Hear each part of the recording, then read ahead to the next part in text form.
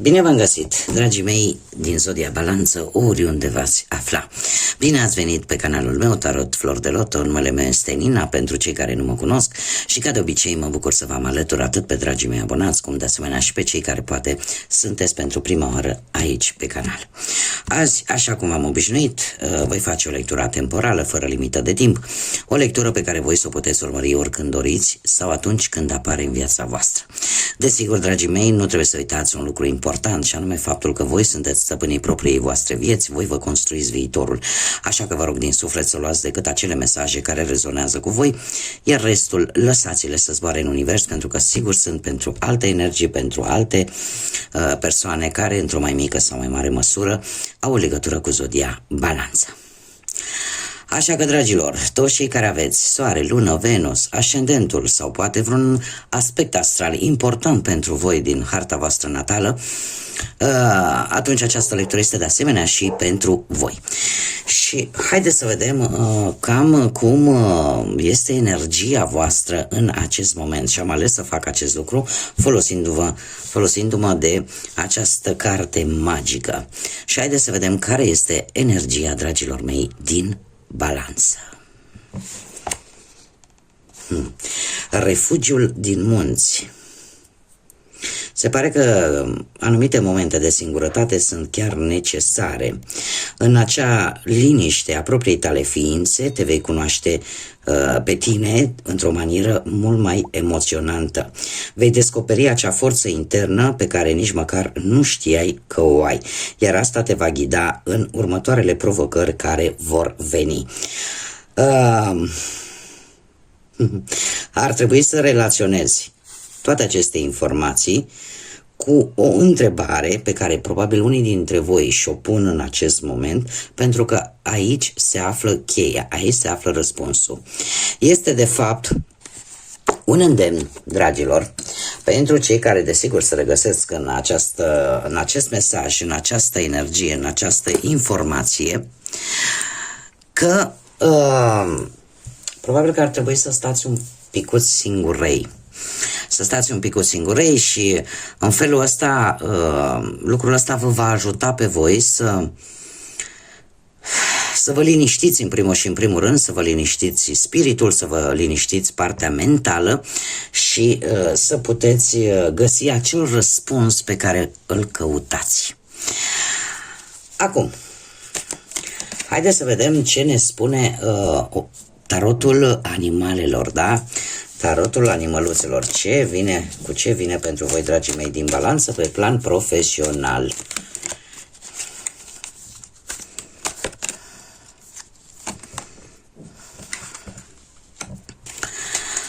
Nu știu dacă are ceva legătură pentru unii dintre voi zodiile de foc pe plan profesional, și mă refer la Berbec, Leu, Săgetător.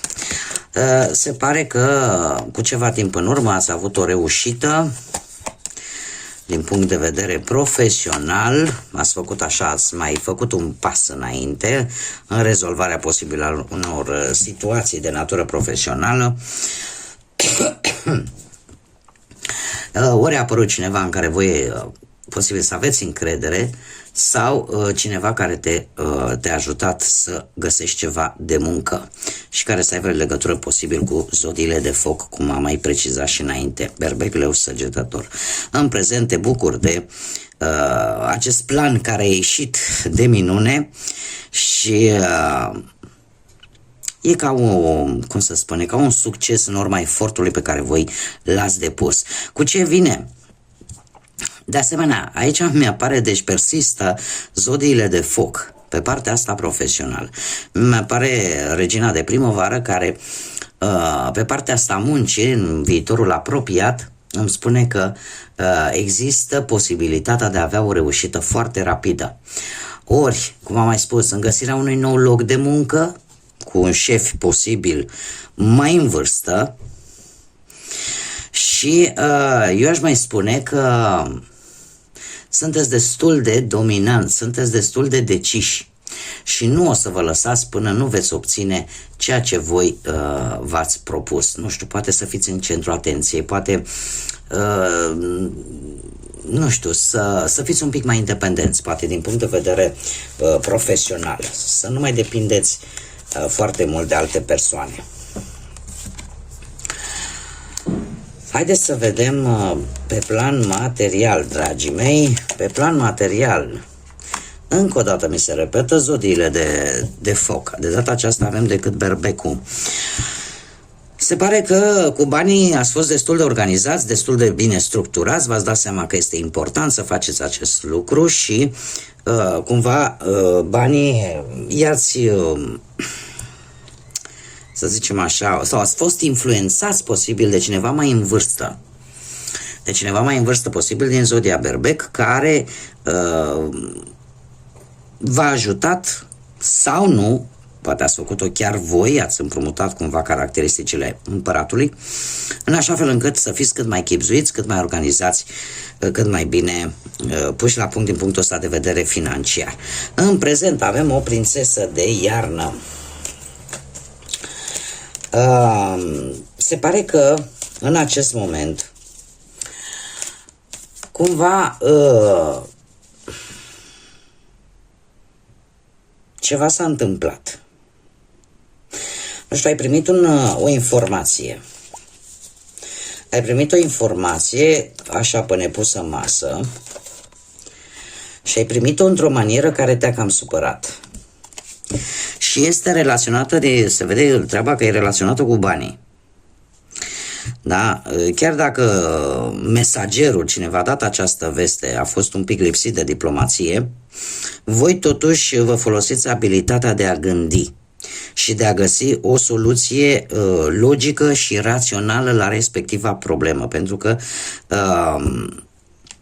informația care va parveni, dacă nu va parveni, curând va veni, este legată de o situație materială, de o sumă de bani.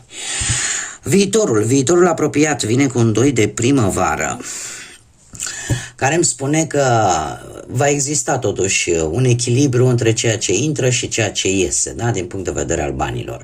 Și eu aș spune că voi chiar veți reuși. Voi chiar veți reuși vis-a-vis de un plan pe care îl aveți și care are legătură cu banii. Nu știu dacă e un plan relaționat, nu știu, să vă deschideți propria firmă cu un alt asociat, da? Sau să fiți nevoiți cumva să măriți poate numărul de persoane care să colaboreze cu voi și aici cumva iar apare o situație legată de bani, dar mie cărțile îmi spun că lucrurile vor merge în direcția bună. Haideți să vedem, mergem mai departe. În viața sentimentală și începem cu cei care sunteți deja într-o relație, într-o pereche făcută, da? Avem un 10 de toamnă. Dragilor, ultima perioadă pentru voi, cu acest 10 de toamnă, aș spune că relația a fost destul de solidă. Posibil unii dintre voi chiar să fie avut nuntă cu ceva timp în urmă.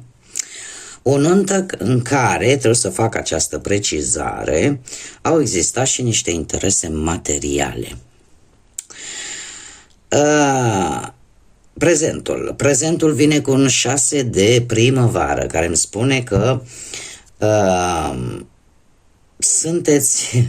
sunteți bine văzuți sau sunteți, cum să zic eu, îmbunătățiri mari vin în relația voastră. Nu știu, unii dintre voi v-ați focusat foarte mult pe relația pe care voi o aveți în acest moment și deja parcă nu te mai interesează nici ce spun alții, nici bârfe, nici invidii, nici absolut nimic, pentru că lucrurile îți merg bine. Deci lucrurile vă merg foarte, foarte bine și viitorul sună bine. De ce? Pentru că avem și o regină de vară. Nu știu dacă zodiile de apă vă spun ceva, Rac, Pești sau Scorpion, să aibă legătură cu unii dintre voi, chiar cu perechea voastră. care îmi vorbește de momente foarte profunde, foarte emoționale și o persoană care într-adevăr este dedicată relației. Și o persoană care efectiv este dedicată relației. Ce ar mai fi de spus? Faptul că relația în viitorul apropiat va fi una destul de calmă, destul de profundă și dar nu văd să se întrevadă anumite probleme, chiar dacă vor apărea, ele vor fi rezolvate într-o manieră foarte intuitivă și foarte bună. Așa că nu e de rău nimic deocamdată. Haideți să vedem pentru cei care sunteți singuri în urma poate a văduviei, din păcate, sau în urma unui divorț, a unei separări, sau poate a simplului fapt că nu ați reușit să vă găsiți jumătatea.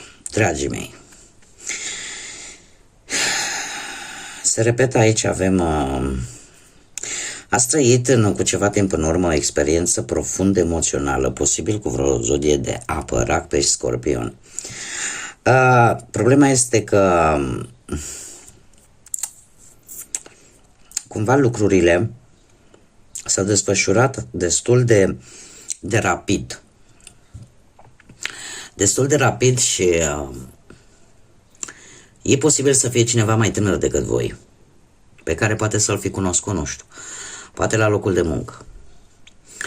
Cert este că ai avut momente în care chiar ai vrut să vezi dacă această relație poate fi de viitor sau e doar o iubire trecătoare. Și în acest moment avem acest 7 de iarnă. Trebuie să vă spun că această persoană chiar este interesată de voi. Chiar este interesată de voi și dacă voi, de exemplu, nu îi veți acorda atenție, sunt șanse mari să o puteți pierde. Nu știu, unii dintre voi, aici cineva, cumva cred eu că are ceva de ascuns. Cineva ascunde ceva aici. Acum, puteți fi voi, poate să fie persoana cealaltă, sunt două energii, voi trebuie să adaptați, dar este ceva care nu se spune, nu se dezvăluie, dar trebuie să vă spun că în următoarea perioadă lucrul ăsta va duce la niște conflicte. Va duce la niște conflicte pe care eu aș zice că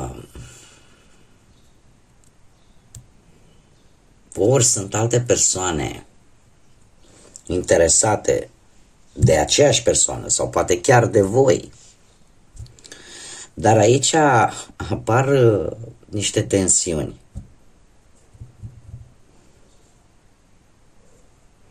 Și ar trebui unii dintre voi să fiți, probabil că o să fiți nevoiți să faceți cam tot ce vă stă vouă în putere pentru a liniști un pic apele în așa fel încât să nu sacrificați planurile voastre și principiile voastre. Acum, haideți să vedem.